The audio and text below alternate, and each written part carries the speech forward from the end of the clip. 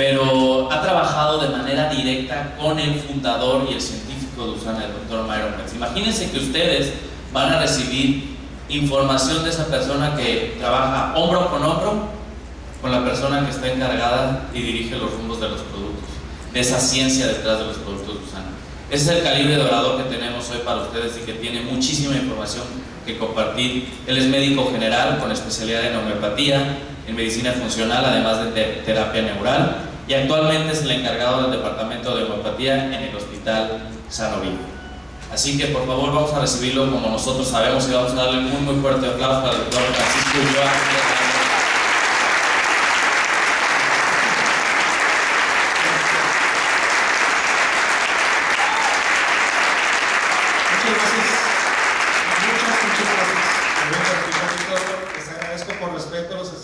Pueden poner vibrador su celular. Si no lo entienden como yo, pregúntenle a algún chamaco que esté ahí. Gracias, buenas noches a todos. Un placer de veras estar con ustedes. Hermosillo, qué bonita gente, por eso se llaman así. Gracias al equipo de USANA, de Hermosillo, de veras me han recibido de una manera impresionante. Es un placer para mí de veras compartirles el día de hoy un mensaje. A mí Carlos me pidió, dice, hazme el favor de preparar un tema que sea sencillo, pero que tenga mucho valor, que sea algo que actualmente todo el mundo estemos constantemente exponiéndonos o que estemos en riesgo, y preséntanos una estrategia, algo sencillo para poder tomar acción y cambiar el curso de nuestra enfermedad. Y es por eso que presento el tema que lo titulé como ¿Cómo cuidar mi hígado? Como lo dijo Carlos, yo tengo el honor de participar en dos proyectos importantes del Dr. Wentz, dentro de USANA y dentro de Sanoviv. Sanoviv es la parte clínica, es la materialización del sueño del Dr. Wentz en el área clínica, y en verdad los invito a que chequen la página de internet del hospital, es una maravilla, y estamos haciendo cosas muy bonitas y muy innovadoras. Pues bueno, vamos a comenzar. El hígado. Este órgano, de veras que en mi opinión muy personal, lo tenemos más presente sobre un plato y revuelto así de cebolla, ¿no? Encima. Es cuando más nos acordamos de este órgano. Y constantemente estamos, bueno, quiero decir como retando a nuestro hígado.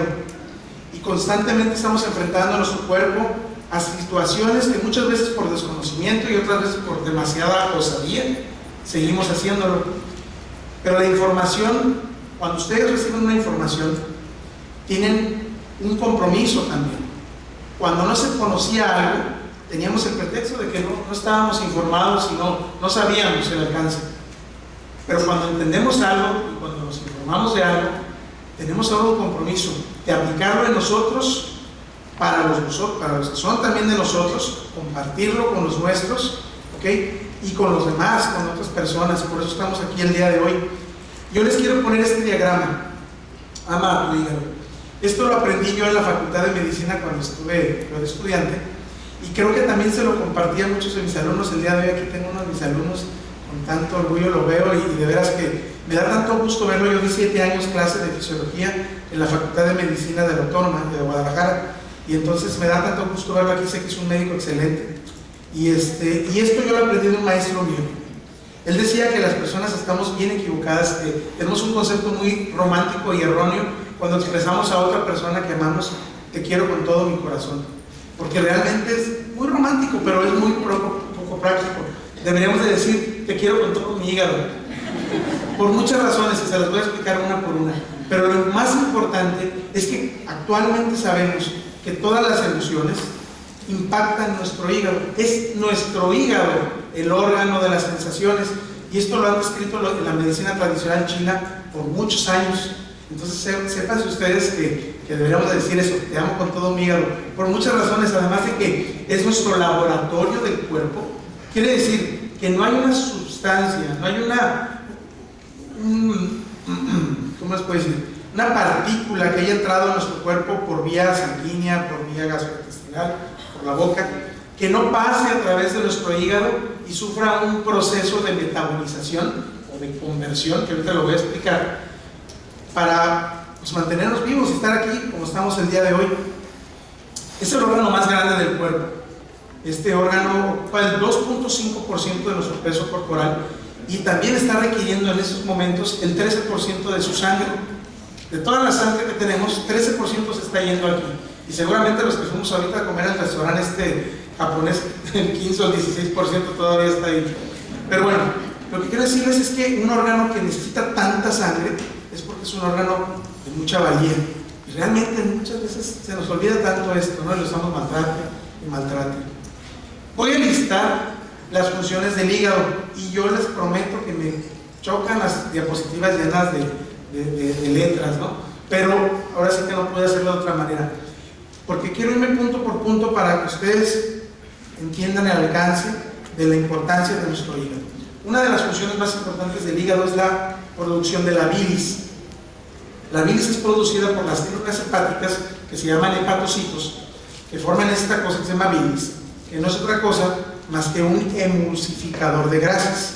Se produce en el hígado, se va a nuestra vesícula biliar y en la vesícula biliar se almacena la bilis, se concentra, donde se hace más poderosa, más potente, para ser expulsada cuando nos comemos unas carnitas de puerco, cuando nos comemos unos taquitos dorados, etcétera, etcétera. El estímulo de la grasa hace, o más bien el hecho de que tomamos grasa, estimula nuestra vesícula para que se vacíe y lance la bilis al tubo digestivo y podamos digerir la grasa. ¿Alguna vez ustedes manchado las manos de grasa y se las quieren lavar con agua? Con pura agua, ¿qué pasa? Se queda, ¿no? Se queda en nuestras manos porque la grasa no se cubre en agua. Bueno, la bilis lo que hace es que emulsifica la grasa, un proceso que se llama saponificación, que es lo mismo que agarrar un jabón y lavarte las manos y vas a ver que se va la grasa de tus manos, porque el jabón lo que hace es emulsifica la grasa y se va de tus manos. Al ratito la tienes otra vez, ¿no? Pero eso es lo que hace lo mismo la bilis, rompe y fragmenta esa grasa para que el resto de nuestro tubo digestivo la pueda digerir, para que pueda ser absorbida y para que esté en nuestro cuerpo, ¿no? Que es un elemento vital. La otra es el metabolismo de la bilirrubina. Nuestro hígado también está a cargo, junto con el vaso, de destruir los glóbulos rojos que ya tienen mucho tiempo circulando en nuestra sangre y que ya dieron un servicio. Cuando se destruyen los glóbulos rojos, liberan una proteína que se llama hemoglobina, y esa hemoglobina, el hígado se encarga de metabolizarla, le quita eso que se llama la bilirrubina, o más bien, al romper la hemoglobina y hacer una absorción de cosas, un reciclaje de unas materias, expulsa esa bilirrubina, que se va por la bilis, es la que le da el color a nuestros excrementos, a las heces, ese color cafezoso, verdoso, y a veces sale más raro que eso, ¿no? Pero eso es la bilirrubina. Y cuando nos enfermamos del hígado, muchas veces, esa bilirrubina se acumula en otros, digamos, nos está expulsando por parte de la bilis, se acumula en nuestros tejidos y es la responsable de dar el color amarillento de la gente que tiene la ictericia, porque tiene hepatitis u otro tipo de problemas, ¿no? Pero esa es la bilirrubina. Fíjense que el metabolismo de los carbohidratos es bien complejo y es bien interesante porque es el resultado del proceso evolutivo. Gracias al metabolismo de los carbohidratos que hace nuestro hígado, nosotros podemos cada mañana despertar y estar vivos y no haber muerto por inanición. Nuestro cerebro constantemente está recibiendo glucosa y esa glucosa, cuando están dormidos, es nuestro hígado quien se la está dando al cerebro. También es el responsable de cuando empezamos a hacer ejercicio, nos movemos, en esos periodos donde necesitamos energía extra, viene del hígado esa energía, se libera el hígado, suelta esa energía que había almacenado, entonces tenemos oportunidad de hacer actividades físicas de mayor requerimiento. Pero eso también es el resultado de este proceso evolutivo. ¿Por qué? Porque actualmente ustedes saben que la comida nunca ha estado más cerca de nosotros como lo está ahorita. Ahorita cualquier Oxxo te vende cualquier cochinada, su refrigerador también tiene alimentos, pero el proceso de evolución de nuestro hígado está hecho para conservar energía, porque ¿qué creen? Estamos reproduciendo el mismo formato que se producía miles de años atrás cuando el hombre vivía en unas cavernas y cuando comer significaba ir a cazar, iban 20 a cazar y regresaban 15 a lo mejor o 10, porque los otros, unos se caían, otros se los comían los animales, etcétera, etcétera. La gente no comía diario como nosotros comemos ahora. Entonces fíjense, nuestros procesos metabólicos están hechos para ahorrar energía. Entonces, quiero hacer aquí, o más adelante voy a platicarles el proceso entonces de cómo acumulamos energía, porque tenemos muchísima energía, abundante energía. El metabolismo de los lípidos, de las grasas, también es muy importante, porque el hígado es el responsable de hacer esas grasas que van a estar circulando en nuestro cuerpo, en nuestra sangre. Otras se depositan también en el hígado, como el colesterol, los triglicéridos. Las proteínas, definitivamente, la síntesis de proteínas es el trabajo maestro del hígado, porque el sustrato energético más importante en el cuerpo son las proteínas, son los carbohidratos, las grasas y las proteínas en ese orden. ¿Por qué son tan importantes las proteínas para el hígado y para nuestro cuerpo? Porque todos nuestros tejidos, todos sus órganos están hechos de proteínas. Por lo tanto, este es el sustrato energético más valioso, es el sustrato estructural también más valioso, y el hígado siempre va a cuidar, formar proteínas. ¿Pero cómo las forma? Bueno, uno las ingiere en forma de proteína de vaca, proteína de pescado, proteína de chivo. Yo vengo de Monterrey, que es mi chivo, pues, proteína de chivo. Y fíjense, nuestro hígado, el tubo digestivo se encarga de digerir, destruir esas partículas más pequeñas, hasta que se convierten en aminoácidos. Imagínense una pieza de Lego, si conocen los Legos, ¿verdad? Imagínense una pieza de Lego armada, eso sería una proteína, y cada piececita de ese Lego sería un aminoácido.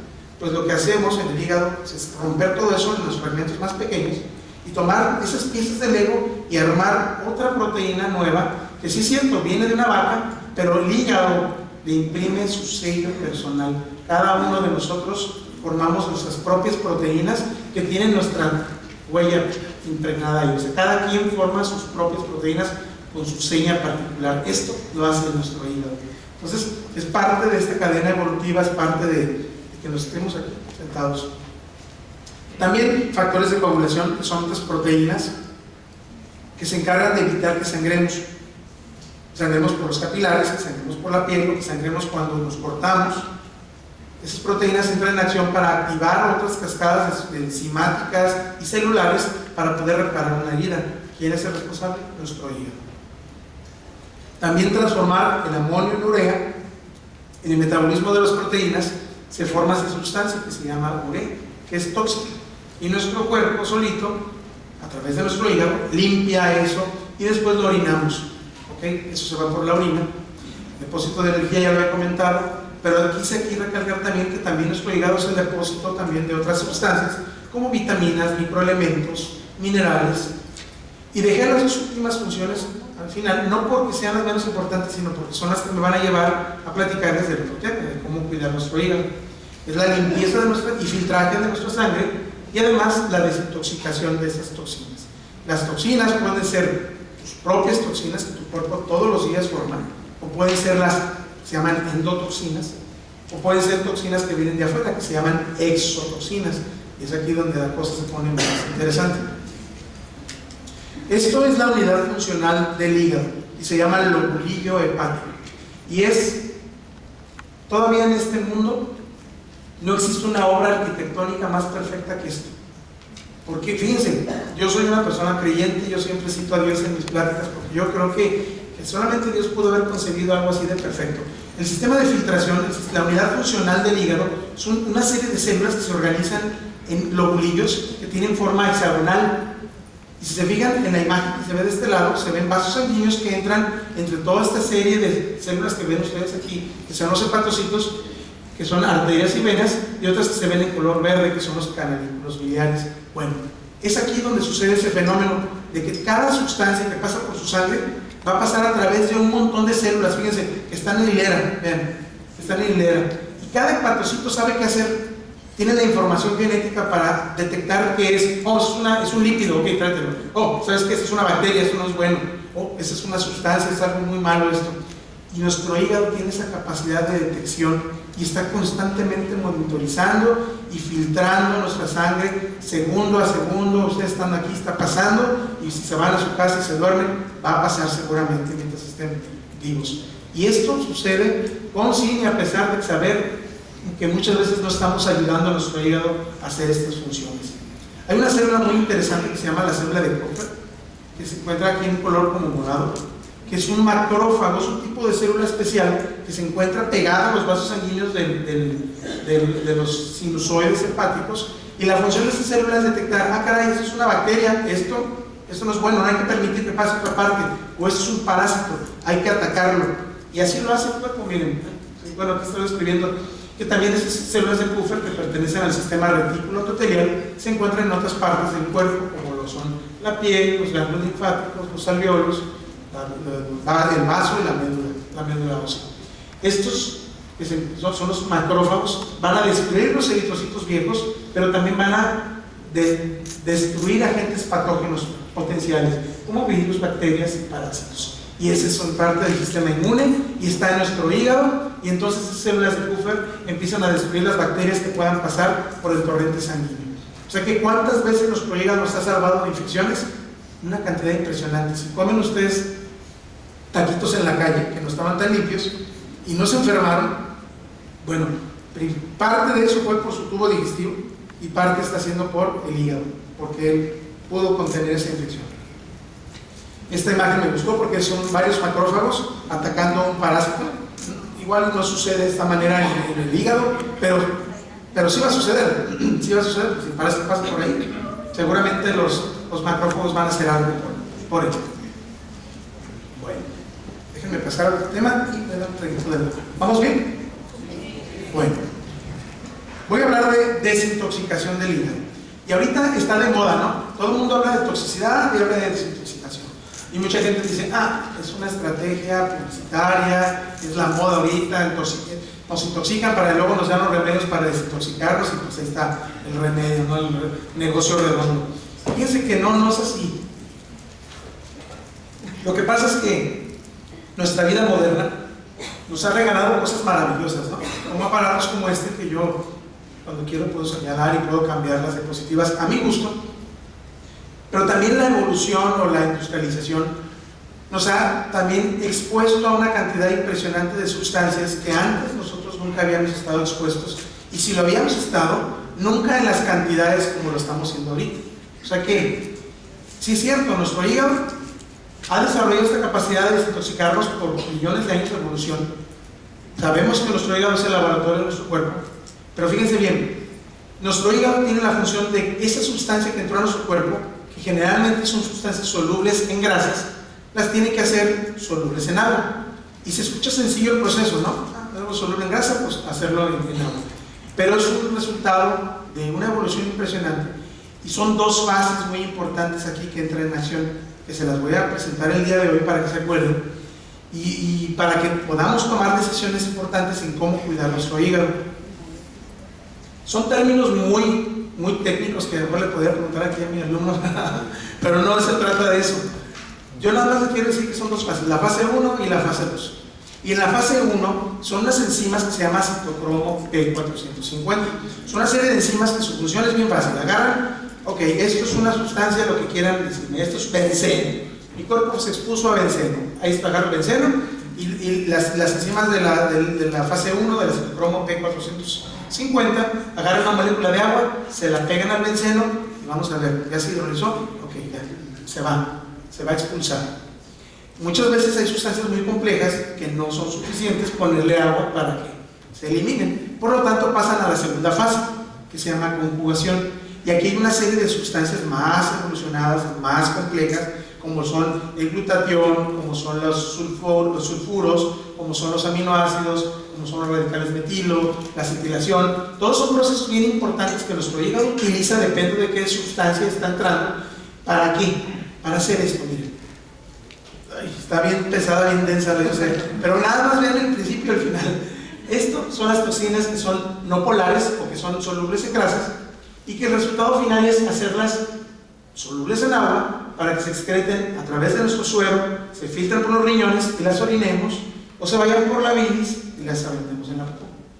Se oye sencillo, pero quiero que vean lo que hay entre esos dos fenómenos. Hay un montón de letras que están viendo ustedes ahí, y son puros cofactores hepáticos. Son un montón de sustancias que son necesarias para poder llevar a cabo este proceso de desintoxicación. Si no hacemos esto, las sustancias se empiezan a acumular en nuestro cuerpo y empiezan los problemas. ¿Vamos bien hasta aquí? Ok, fíjense que también quiero resaltar que cuando nosotros estamos metabolizando esa sustancia, se producen un montón de radicales libres de oxígeno, muchísimos radicales libres de oxígeno, que son especies libres de oxígeno, también se le dice, o reactivas de oxígeno, se liberan cuando se están las sustancias metabolizando. Y muchas veces este proceso de oxidación es más tóxico que ni la misma sustancia que estamos tratando de metabolizar, pero es un proceso necesario para hacerlo soluble en agua. ¿Por qué comento esto? Porque muchas veces nuestro hígado, por tratar de defendernos de aquella sustancia, si no tiene todos los factores o cofactores que necesita nuestro hígado para hacerlo, se va a lastimar más. Y muchas veces, como les digo, no es tanto la sustancia, sino fue este proceso, el de medio, el que puede lastimar más nuestro hígado. Entonces, quiero citar lo que es la sobrecarga toxínica, porque de aquí muchísimos problemas de salud se presentan por esa sobrecarga de toxinas. La sobrecarga de toxinas puede ser resultado de una importante o una persistente exposición a un agente tóxico. Hay gente que tiene trabajos, por ejemplo, aquí en Hermosillo sé que hay muchísima agricultura, ¿no? Imagínense todas las personas que están constantemente exponiéndose a todas las sustancias que se riegan en los sembraríos. Y a veces no nada más ellos, sino que el aire se les lleva y se les lleva a otros lugares, ¿no? Pero es una exposición persistente, constante de ese químico. Entonces ese resultado va a ser que tengamos más toxinas de las que el promedio de personas pueda tener.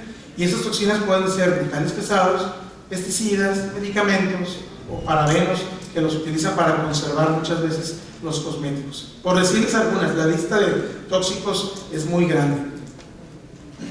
Esto de metales pesados, a veces todo el mundo dice, no, es que realmente es puro escándalo, ¿no? Quieren hacer publicidad y quieren asustar a la gente.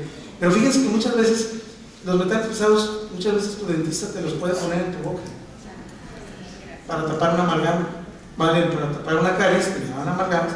Y dicen, no, es que este mercurio es diferente, es un mercurio que no es tóxico y que ya se probó y que no es cierto.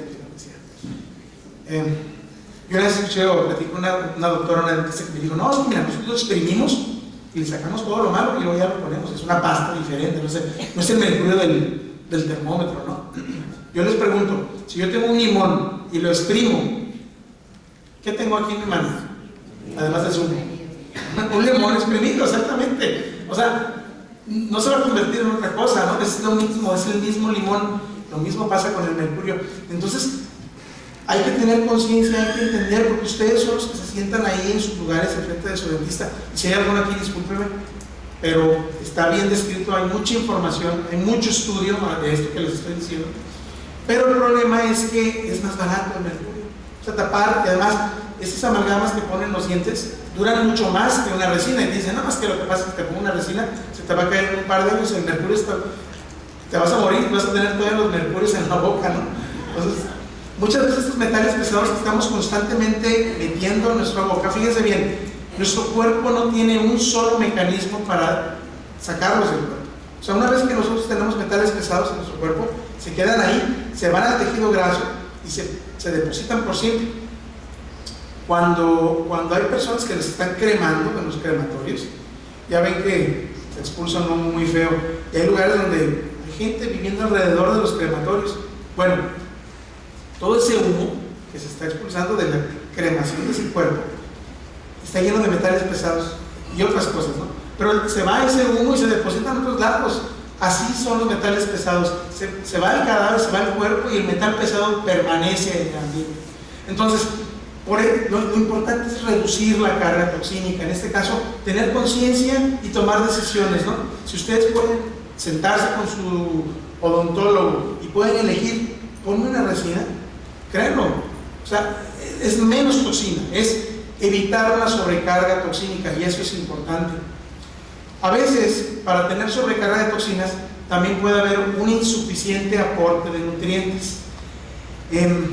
Y aquí listo algunos, ¿no? Los antioxidantes y también los minerales aminoácidos. Y decimos, pues es que yo como bien, como 3 veces al día y de repente me echo, no sé, unos pingüinos entre la mañana y la tarde, lo que sea, ¿no? Creemos que tenemos una idea muy romántica de lo que es alimentarnos bien, pero déjenme decirles muchas cosas.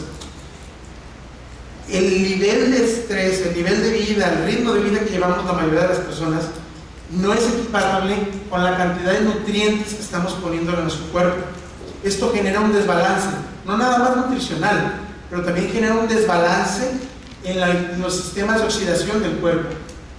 De aquí que vienen ya las nuevas teorías o las nuevas tendencias de suplementarse, porque actualmente también sabemos que la calidad de los alimentos que estamos consumiendo ya no son alimentos tan ricos en nutrientes como lo eran hace 30, 50 y 70 años atrás, porque los suelos se utilizan, donde siembran la misma verdura, están sembrando el siguiente año y le están haciendo muchas nitratas en los suelos, a veces los están regando de tantos pesticidas que ya ni siquiera la planta desarrolla todo su potencial, ¿no?, nutricional, y es donde otra vez empieza a haber un balance.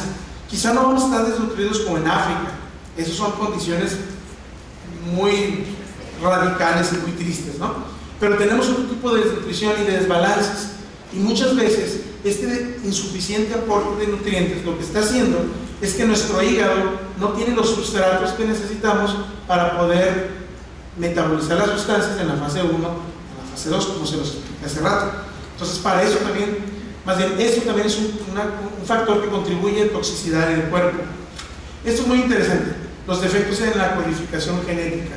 Eso es algo de lo más nuevo que existe, se llaman los polimorfismos, o le decimos SNPs de cariño. Sabemos que hay gente que tiene defectos en la codificación genética de su hígado. Quiere decir que el hepatocito, la célula del hígado, no tiene la capacidad de formar las sustancias o las enzimas que debe de hacer para poder destruir las toxinas. En otras palabras, hay gente que ya tiene un hígado chafita, ya tiene un defecto, ya tiene un problema de fábrica, ¿no? Y entonces, ¿han ustedes visto personas que han fumado toda su vida y que no murieron de cáncer de pulmón, por ejemplo? ¿Cuántos se enteraron de una persona así? Personas que fumaron toda la vida y que nunca se murieron de cáncer de pulmón. Quizás los atropelló un camión, pero no de cáncer de pulmón. ¿Cuántos de ustedes han escuchado de gente que nunca fumó un cigarro y le dio cáncer de pulmón? Ok, eso pueden ser los polimorfismos o los SNPs.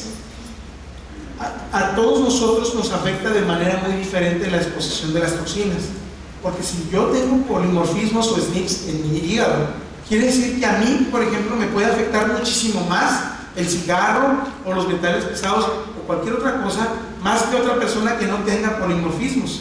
Son defectos genéticos que, ¿qué creen?, nunca se van a quitar.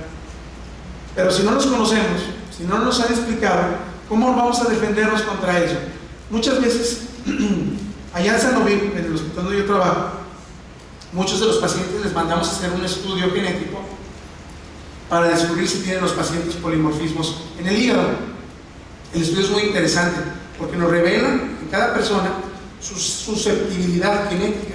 Sabemos cuando una persona es carente de un gen, sabemos que no va a formar glutatión, por ejemplo. Es una persona que no está haciendo glutatión, su hígado no tiene glutatión, no va a poderse enfrentar, por ejemplo, sanamente ante los contaminantes del medio ambiente. Una persona que no tiene glutatión le va a pegar muchísimo más toda esa toxicidad. Entonces, ¿qué debemos hacer por esa persona? Darle glutatión o darle los cofactores para que su hígado lo haga más fácilmente, porque su hígado nunca lo va a hacer por sí solo. Así de importantes son los polimorfismos actualmente. Y todo esto pues, va a generar un desbalance entre la fase 1 y la fase 2. Esos polimorfismos, por la palabra viene del single nucleotide polymorphism, son los defectos, como les digo, en la codificación de los genes de los hepatocitos. Lo que hacen es que al cuerpo lo dejan con una insuficiente capacidad para desintoxicarse. Por lo tanto, esta persona que tiene polimorfismos tiende a tener un acúmulo de toxinas mayor que una persona que no tiene polimorfismos. Le va a dar una labilidad, una hipersensibilidad a esas toxinas. Y entonces, personas como estas que tienen polimorfismos deben de considerar para toda su vida tener un aporte de antioxidantes, vitaminas, minerales y estas sustancias se llaman sulforafanos de por vida, porque su hígado nunca los va a formar. Es como alguien que nació con un defecto genético, no tiene un brazo, ¿le va a salir el brazo? Nunca le va a salir el brazo. Lo mismo pasa con estos hígados, o sea que así de importante es llevar esto, y la ciencia cada vez nos está permitiendo tener acceso a información que se desconocía, Y así es esto, o sea, cada vez estamos evolucionando, cada vez se está conociendo más y más, y también nosotros tenemos que adaptarnos. Como médicos también nos tenemos que adaptar a las necesidades de ustedes, de los pacientes, de las personas que son los que necesitan, que son los que requieren de este apoyo. Y somos los que estamos encargados en el ámbito del área de la salud, presentarles esta información y darles una estrategia de cómo protegerse. Estos famosos cofactores hepáticos que les estaba mencionando son todas aquellas sustancias que ya nos dijeron desde niños, ¿no? Ah, cómete tu verdura, cómete la lechuga, cómete el brócoli, cómete lo que quieras. Sabemos que esos cofactores, todas esas sustancias vienen de la naturaleza, pero también sabemos que el aporte, yo les pregunto realmente, ¿cuántas personas de ustedes aquí comen, por ejemplo, 2 veces por semana, no sé, se me ocurre cualquier cosa, pimienta de cayena? La mayoría dice, no, pero una pimienta negra, pero de cayena. Ah, ok, es que la pimienta de cayena es diferente a la pimienta negra, y así como lo es también el brócoli de la lechuga, y como lo es de los berros, por ejemplo. ¿Cuántos comen berros aquí por semana? ¿Cuántas veces? ¿Alguna vez? Pero, ¿se fijan? Las sustancias que tienen los berros no lo tienen los rábanos, por ejemplo. Entonces, generalmente comemos lo mismo, ¿sí o no? Frijolitos con arroz, y con quesito, y el bistecito, y que lo que sea. Siempre comemos lo mismo. Y ya le cambiamos, pues ya le pusimos caldo de pollo, ya tiene las verduras, ¿no? Estamos rotando la misma comida, estamos comiendo una cantidad muy limitada de alimentos. Entonces, realmente todos los nutrientes vienen de la mayoría de los alimentos. Y nuestra dieta, si no es variada, no tenemos un suficiente aporte de todos estos cofactores hepáticos. ¿Se acuerdan de esta imagen tan horrible, verdad? Bueno, lo que hice fue ampliar la primera parte, que es la fase 1, que está aquí, y la amplifiqué para que ustedes vieran lo que está listado ahí. ¿Se les hace conocido? ¿Sí lo vas a leer? ¿Se les hace conocido algo de ahí? Todo. Y van a decir, ¡ay, los cornflakes lo traen! ¿No? Ah, los cornflakes pusieron más, hasta los Bon Ice ya le pusieron cochinadas estas, ¿no? Pues sí es cierto, pero no es cierto que funcionan, o sea, es el gancho, ¿no? Ah, le pusieron vitamina adicionada. Eso no es cierto, es un químico que nunca va a ser asimilado por su cuerpo. Pero fíjense, son las mismas sustancias que están acostumbrados ustedes a escuchar, son los cofactores que necesitamos para que nuestro hígado procese la fase 1. ¿Se acuerdan de la fase intermedia que les decía que era la de la oxidación? Bueno, todas estas sustancias son protectoras precisamente de esa fase oxidativa que sufre el hígado al momento de metabolizar las sustancias. También muy conocida, ¿sí o no? Y la fase 2, que era la última de acá, también aquí está en juego los aminoácidos, que son tan importantes, que provienen de las proteínas. Entonces, todo es muy importante buscar precursores o sustancias que estimulen la fase 1 y la fase 2. Pregunta, ¿cuántas personas están familiarizadas con los productos de USANA aquí? Levanten la mano. Díganme, por favor. Esto que ven aquí, ¿dónde se acuerdan ustedes que está, en qué de los productos está presente estas sustancias? Son los esenciales. Y alguien va a decir, sí, también los de GNC. Pues sí, o sea, pues, pero, ¿qué creen? Aquí sí la calidad sí habla de mucho. Porque no nada más es dar la sustancia, dar la vitamina, sino en qué proporción y en qué presentación se da esta vitamina. Tú puedes comprarte un producto que te cuesta lo que sea en el Costco, ¿no? En el Costco venden unas muy buenas, que tienen todo lo que tiene esta, pero más barata. Pero estás comprando algo que tiene un principio activo nulo o muy bajo, ¿no? Realmente, aquí es donde la calidad... ¿Por qué hablo yo de esto? Y no estoy hablando por USANA, aquí me quito de USANA y voy a hablar como médico del Hospital Sanofi. Porque nosotros es lo que hacemos en el hospital, les damos a nuestros pacientes esta nutrición celular y de veras se nota una gran diferencia. Es una gran diferencia cuando tú das los nutrientes en las proporciones adecuadas a las células. La célula va a hacer lo que sabe hacer porque está programada para hacerlo. El día que las células olviden cómo hacer las cosas, créanmelo, estamos condenados a la extinción. Entonces, afortunadamente la célula no se equivoca. Antes pensábamos que las enfermedades venían porque las células se equivocaban y de ahí venían las enfermedades. Ya ahorita sabemos que las células no se equivocan. Las células son perfectas todavía.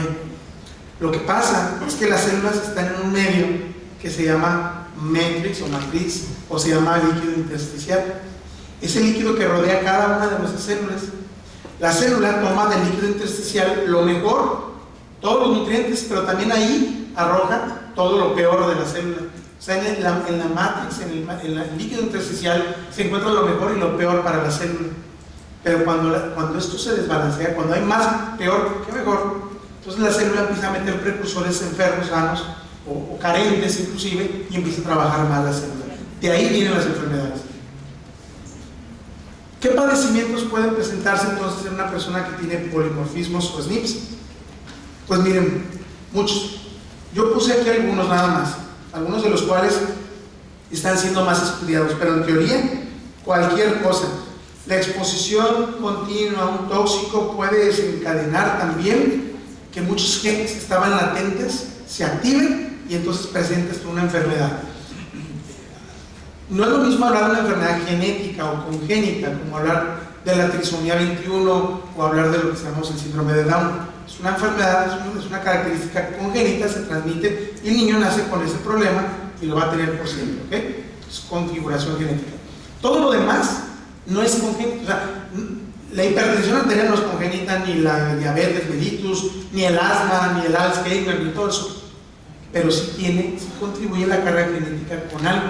Nosotros nacemos con una carga genética, digamos, esta persona tiene 30% de susceptibilidad a hacer un Alzheimer, pero tiene un 40% de susceptibilidad para hacer una diabetes y tiene un 20% para cáncer. Algún día la tecnología nos va a llevar a conocer a cada uno de nosotros nuestra susceptibilidad genética, se está trabajando en ello. Pero fíjense bien, esa persona que tiene un 20% para hacer cáncer, le falta 80% de la receta de cómo hacer un cáncer. Ese 80% restante, ¿de dónde creen que viene?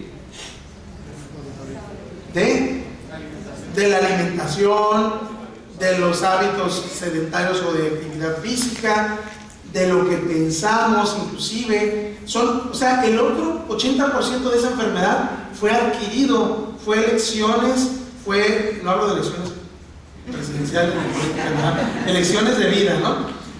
Pero se va acumulando, ok, tenía 20%, pero en 2 años ya tienes 40% y al rato ya 60%, y ok, le pegas al gordo, 100% de la información desarrollada y ahora sí se manifiesta un cáncer. Y desgraciadamente muchísimas personas van a los hospitales, no nada más a San Luis, a todos los hospitales, y dicen, doctor, pues tengo cáncer de hígado. ¿Qué puedo hacer por usted? Le dicen, quiero que me cure, quiero que se me quite mi cáncer de hígado. El cáncer ya no es curable. Cuando es cáncer, siempre vas a tener cáncer. No quiere decir que ya estás desociado, quiere decir que tienes que cambiar tu vida por completo. ¿Pero qué crees? ¿Por qué no la cambiamos mejor antes de tener cáncer? Porque cuando ya tiene una persona cáncer, ya está en un estado de degeneración celular avanzado y de toxicidad. Es muy difícil realmente. Y por ejemplo, necesitas otro tipo de tratamientos un poquito más invasivos, un poquito más fuertes. Pero todo eso que les estoy diciendo el día de hoy, ojalá les lleve a pensar que necesitamos hacer más medicina preventiva, anticiparnos a que nuestros genes se manifiesten y activen esta enfermedad que está latente en nuestro cuerpo, muchísimo antes de que vaya a hacerse un cáncer o otra cosa, como las que están listadas aquí. Eso se llama medicina preventiva y empieza el día de hoy, empieza el día de ayer inclusive, ¿sí?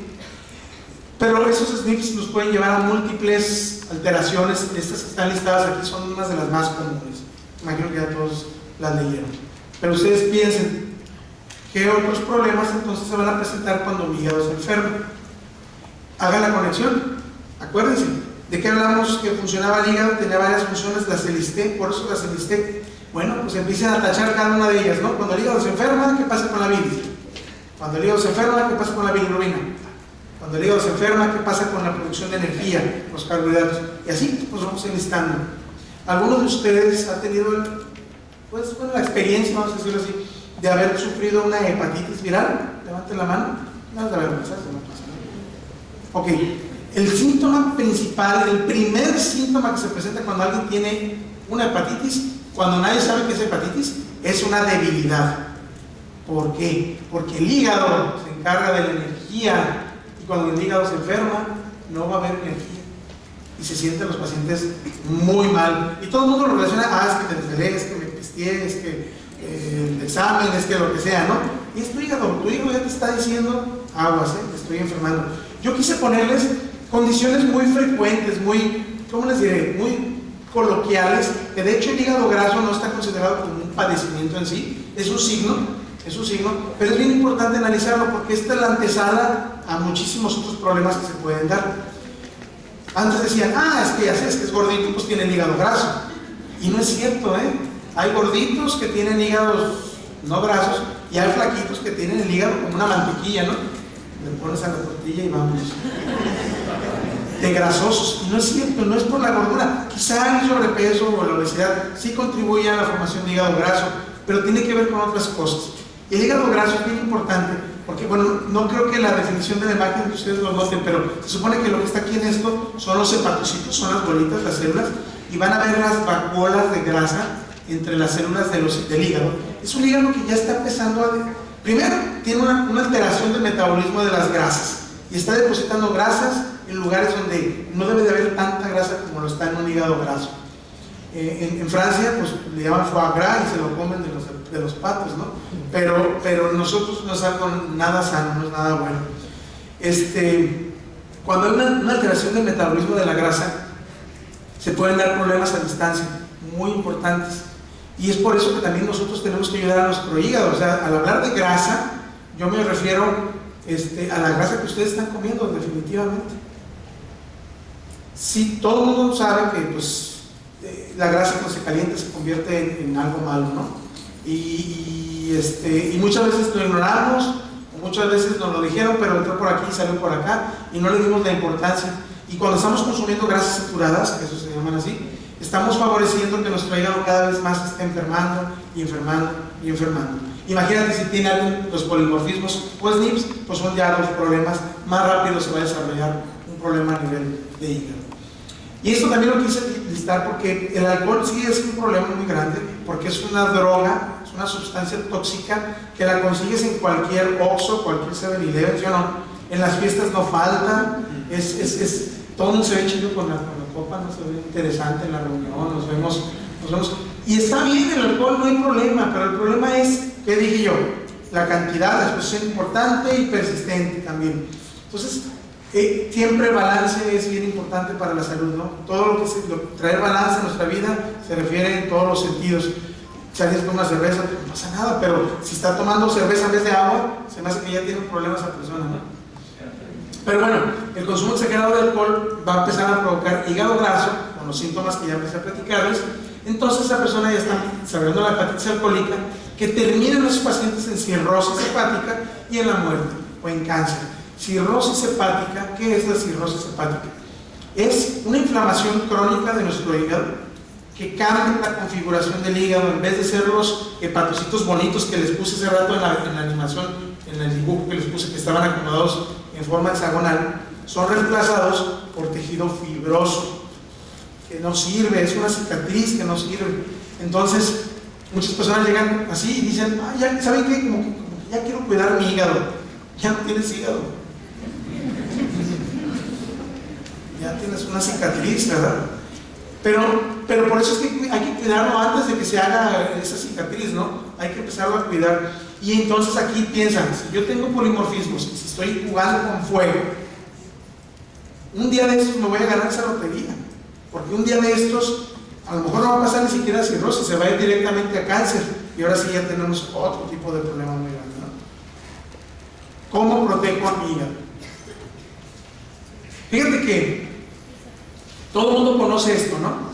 Las propiedades de los vegetales, de las verduras, de las frutas, etcétera, etcétera, que son especializadas. Por ejemplo, todas tienen un montón de sustancias, pero por ejemplo, los tomates son muy ricos en algo que se llama licopeno, que es muy bueno, es un antioxidante poderosísimo. ¿Y qué creen? Para la próstata es una maravilla, para prevenir problemas prostáticos es una maravilla. Y por ejemplo, sabemos que las uvas tienen una sustancia que se llama resveratrol, que también es un antioxidante buenísimo, etcétera, etcétera.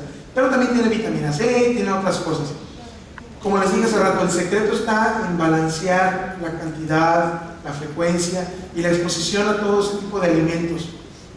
Pero hay empresas, bueno, además de que estamos hablando de otras propiedades de esto, hay empresas como Usana que ya pensaron en hacer fórmulas más convenientes, modernizadas, actualizadas a las necesidades de las personas, del estilo de vida que llevamos la mayoría de nosotros actualmente.